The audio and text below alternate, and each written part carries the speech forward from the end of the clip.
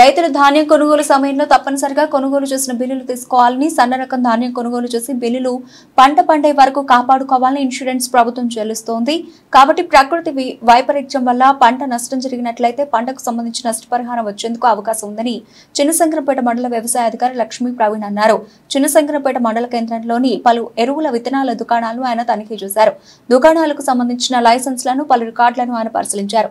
అనంతరం ఆయన మాట్లాడుతూ నకిలీ విత్తనాలు రైతులకు అందిస్తే వ్యాపారులపై విత్తన చట్ట ప్రకారం చర్యలు తీసుకోవడం జరుగుతుందని, రైతులు విత్తనాలు కొనుగోలు చేసే సమయంలో తప్పనిసరిగా బిల్లులు తీసుకోవాలని, అనుమతులు ఉన్న డీలర్ల వద్దనే విత్తనాలు కొనుగోలు చేయాలని ఈ సందర్భంగా ఆయన రైతులకు సూచించారు.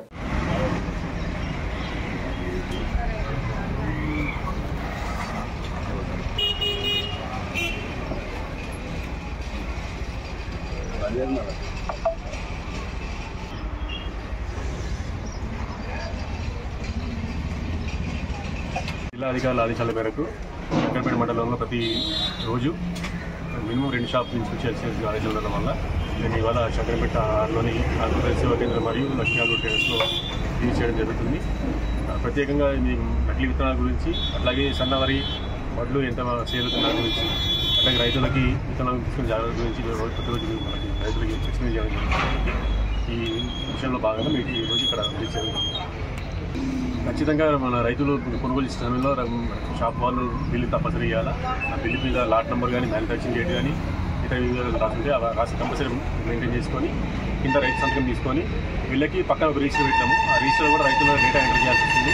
ముఖ్యంగా సన్నవాళ్ళు ఉన్న రైతులందరికీ కూడా డేటా ఎంటర్ చేస్తాం. కాబట్టి మేము ఇది గవర్నమెంట్ పంపిస్తాము.